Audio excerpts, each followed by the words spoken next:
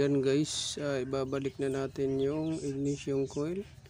So bago natin ibalik, punasan, linisan ninyo. So naikabit na natin yung spark plug. So ibabalik na natin yung ignition coil.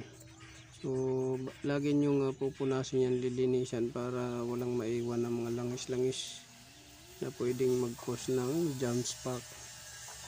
Kasi pag may langis yan, magja-jump spark minsan yung spark ng spark plug. So binabalik na natin. So Toyota Wigo. So isang dahilan dyan yung spark plug kung bakit nanginginig, vibration, low power, engine vibration, at black smoke minsan. So yun lang guys, sundan nyo lang yung video. So yan, binabalik na rin natin yung ano dyan.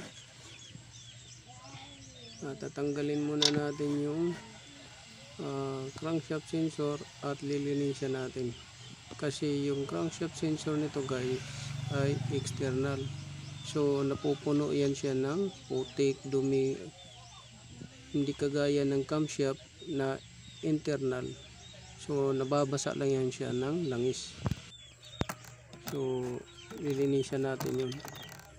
So dito naman guys ay bubuksan natin yan iyak or idle up control nya para sa aircon. So lilinisan natin yan para isahang linis lang. Total maglilinis din tayo ng throttle body.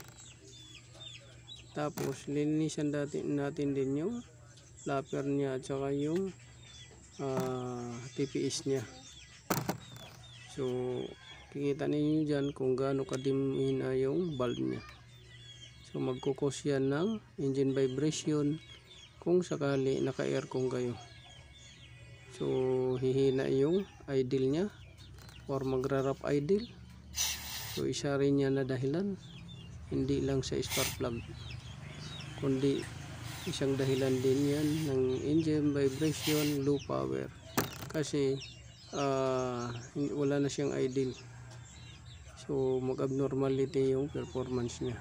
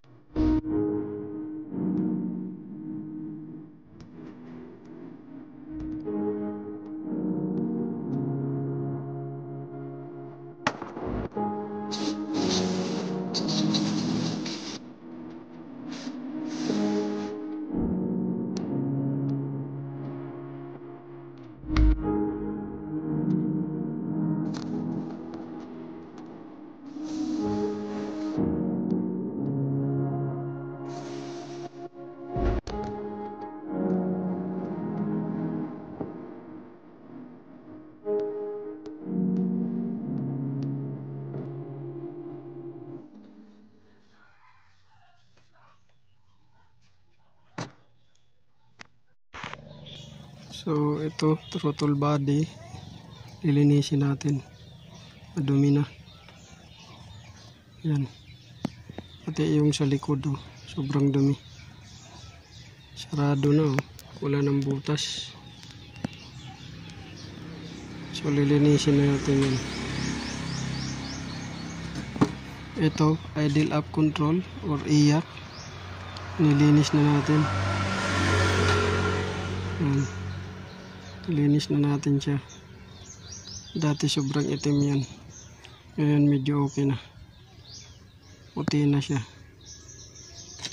Ito na lang, lilinisin natin ulit.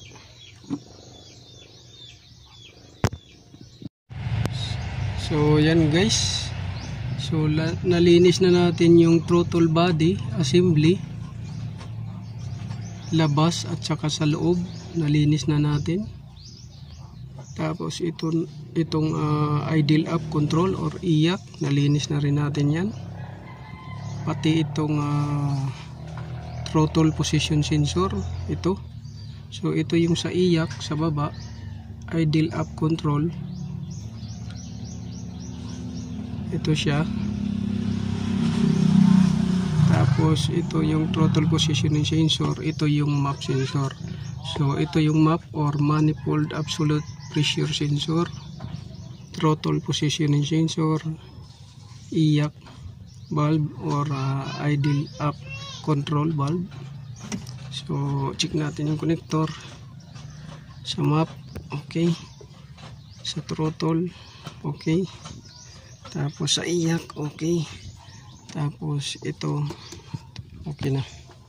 So dito okay rin, nalinis din natin spark plug. Check natin kung obra ba yung linis or kailangan palitan. Tapos dito oxygen, camshaft sensor, force valve, at saka yung sa baba crankshaft sensor. So balik na natin at i-check natin yung ginawa natin. So yan, kompleto na. Naibalik na natin yung crankshaft sensor. Matapos natin linisin yung throttle body assembly, ibalik na rin natin. Tapos yung manifold or map sensor, manifold absolute pressure sensor, throttle body, throttle positioning sensor nasa kabila, at saka yung idle up control. Tapos oxygen sensor, camshaft sensor, tapos yung force valve. So ito force valve, galing yan dito sa may canister. So yan, ilang sensor yung nilinis natin. Crankshaft isa, tapos dito camshaft dalawa, force valve tatlo, apat map sensor, 5 throttle positioning sensor, at saka yung idle up control, tapos oxygen sensor, tapos mga spark plug ilinis natin, at saka throttle body. So yun, paandarin natin. So ito, paandarin na natin. Lagyan natin sa neutral, tapos neutral na yan, tapos handbrake. So may check engine to, tsaka naglo-low power. Tingnan natin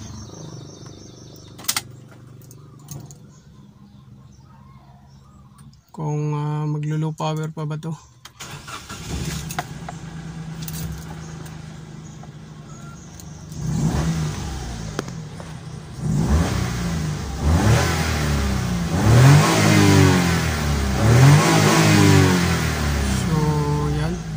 Malakas na siya.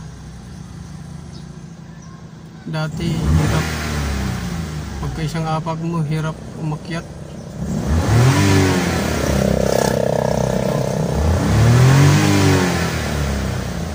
Isang apag.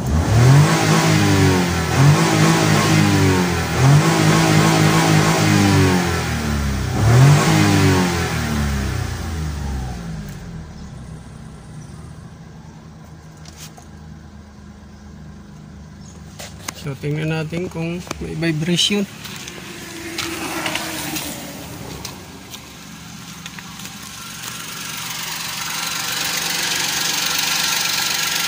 May vibration siya.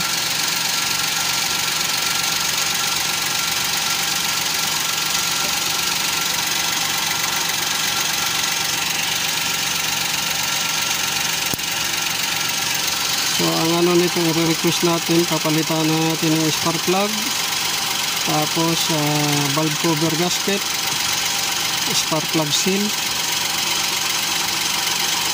Yun, yung papalitan natin. Bali tatlo ang request natin papalitan dito.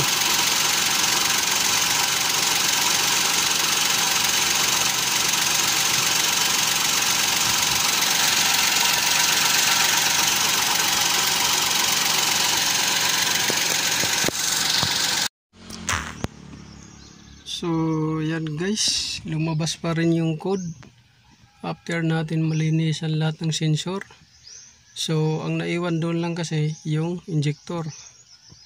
So yan, check engine pa rin siya. At yung code bumabalik, injector circuit open or cylinder number 3.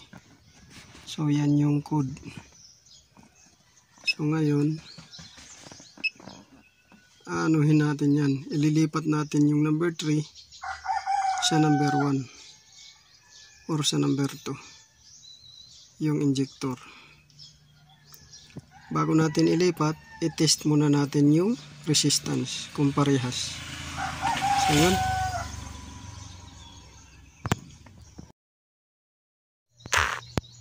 So yun guys, ginamitan natin ng tester, kinuha natin yung resistance ng injector dyan 13.7, minsan 13.6, dito naman sa pangalawa 13.7 or 6, dito naman sa una 13.7 at saka 6 minsan.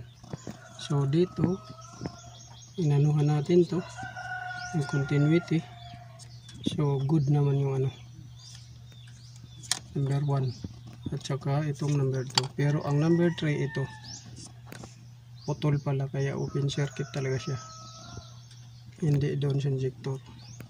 Ayan. So gagawa natin ng paraan yan para madugtong at mapaandar natin ng gusto. So yun guys.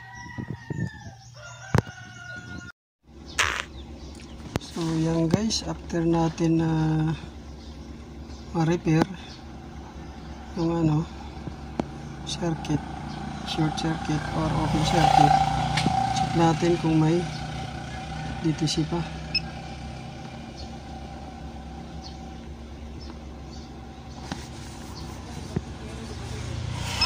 So wala nang DTC.